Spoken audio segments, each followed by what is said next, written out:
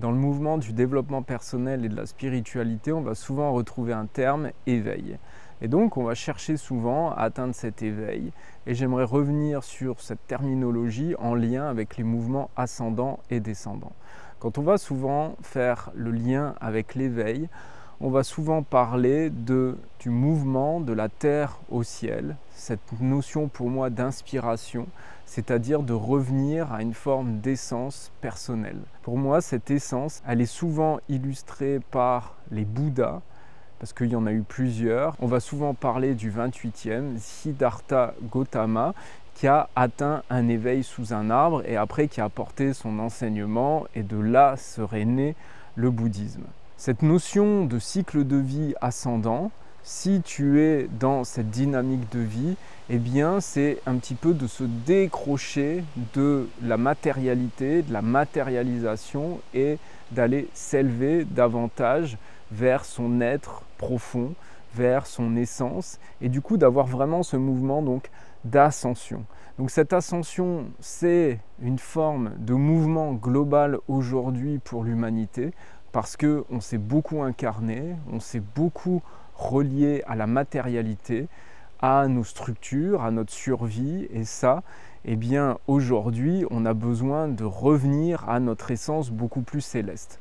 Donc, c'est normal pour moi qu'on va parler d'éveil souvent parce que eh bien, l'éveil, ce sera d'aller atteindre certains paliers pour justement eh bien, sortir d'une certaine manière de notre condition humaine pour toucher eh bien, la pleine conscience, souvent des états qui vont nous relier au tout et de revenir à ce lien qu'on va appeler supraconscient où eh bien, je fais partie du tout et en même temps j'ai notion eh bien, que je suis aussi un être distinct. Donc ce mouvement d'éveil, ce mouvement ascendant est important, mais il y a aussi, et ça c'est des dynamiques de vie qui te sont aussi proposées et qui peuvent être aussi ta base, eh bien, ce sont les mouvements descendants. Les mouvements descendants, eh bien, c'est plus pour moi l'archétype Jésus, où justement, eh bien, de la terre, d'un certain éveil en fait, qui va être déjà là, eh bien, comment en fait je vais le proposer sur terre et comment je vais le diffuser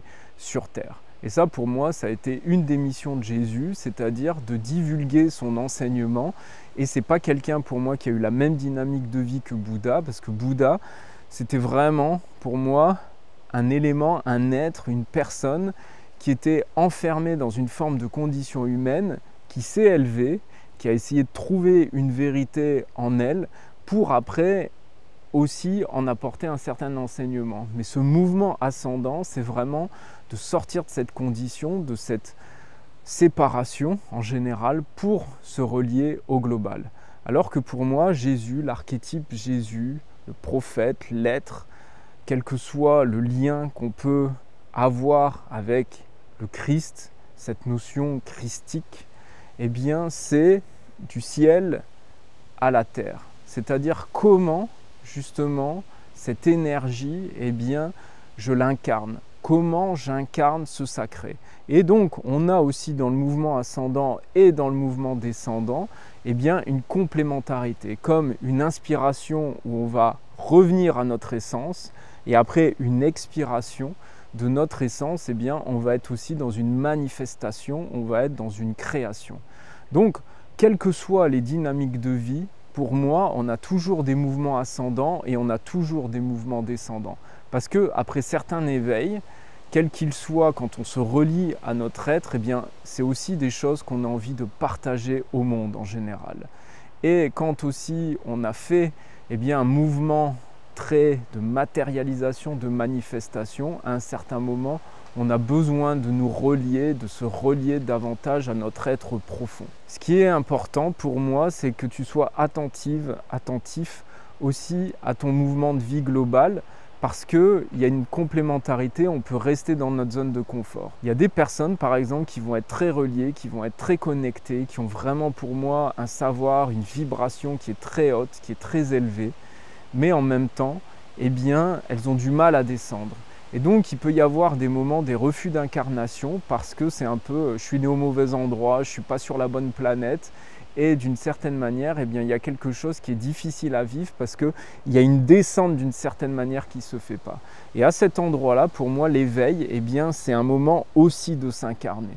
C'est de réussir à matérialiser, et des fois ça se fait dans un mouchoir de poche, c'est-à-dire sur une finesse, c'est de trouver cette finesse de comment je ramène cette lumière, comment je ramène cette clarté dans le monde qui peut être des fois assez sombre et qui peut rejeter aussi cette lumière et cette clarté et cette essence lumineuse que tout le monde ressent et tout le monde a en lui, que l'humanité porte puisqu'elle est cette lumière.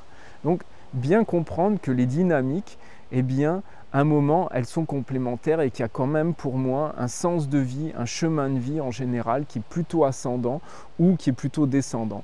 Il y a des personnes, par exemple, leur but de vie, ça va être beaucoup plus relié à des notions de sagesse, de perception, de changer leur manière de voir. Pour moi, souvent, ça va être relié à des mouvements ascendants.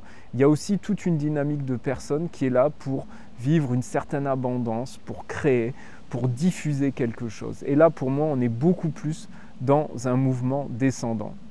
La difficulté, c'est qu'on a notre zone de confort. Tu peux avoir ta zone de confort plutôt dans le monde matériel, comme tu peux avoir aussi ta zone de confort plutôt dans un monde plus relié au céleste. Et ce qui est intéressant, ça ne veut pas dire que tu ne dois pas rester dans ta zone, mais à un moment, ta zone d'évolution, ta zone d'épanouissement aussi, passe un moment par cette complémentarité, par cette polarité à aller chercher. Donc, si tu es très connecté, eh bien, ça va être aussi important, bien sûr, de garder cette connexion. Ce n'est pas d'être dans la matérialité pour être dans la matérialité, parce que de toute façon, tu ne pourras pas le faire et tu ne pourras pas être dans cette matérialité, mais peut-être c'est comment je ramène et que je descends un minimum pour peut-être ramener ces états que j'ai touchés, que je touche, et qu'il est important peut-être un moment d'instruire et de diffuser au monde. Et à l'inverse, eh bien, si tu es dans beaucoup de matérialité, eh bien, tu peux aussi continuer dans des enseignements, dans du développement personnel qui est matériel, alors qu'à un moment, eh bien, peut-être tu as besoin de t'élever à une autre conscience plus globale et de sortir aussi d'une certaine accumulation. Et peut-être que ta manifestation à ton niveau, à cet endroit-là, eh bien, elle est reliée à davantage des sphères qu'on va appeler éthérées, c'est-à-dire plus subtiles et moins denses, moins lourdes. Mais comme pour d'autres personnes, eh bien, à un moment, ça va être important aussi de chercher ce lest, chercher cet ancrage. Et le but, là, je suis dans une forêt où justement, il y a beaucoup d'arbres qui sont très verticaux, eh bien, c'est de chercher en fait cette verticale.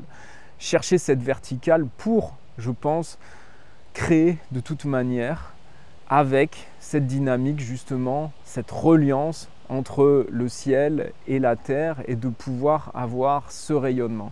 Donc je crois que le mouvement aussi global humain, un moment, c'est d'être dans une manifestation quelle qu'elle soit, c'est-à-dire un rayonnement et de diffuser ce qui est en nous et ce qui se fait à travers nous, et aussi un moment de continuer à s'éveiller, à s'élever davantage à nos êtres. Mais bien repérer la dynamique ascendante et descendante.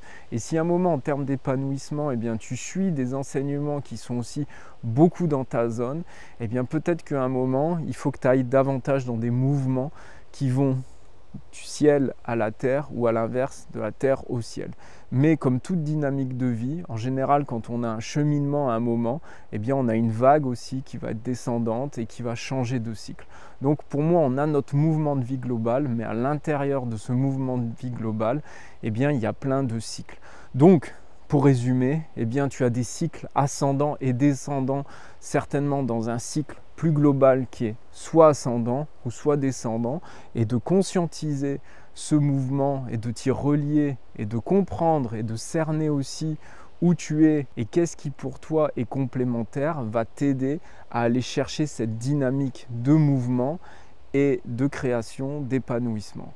Merci pour ton écoute et puis n'hésite pas à partager, à commenter la vidéo si elle t'a apporté quelque chose ou à me poser une question. À bientôt, à très vite.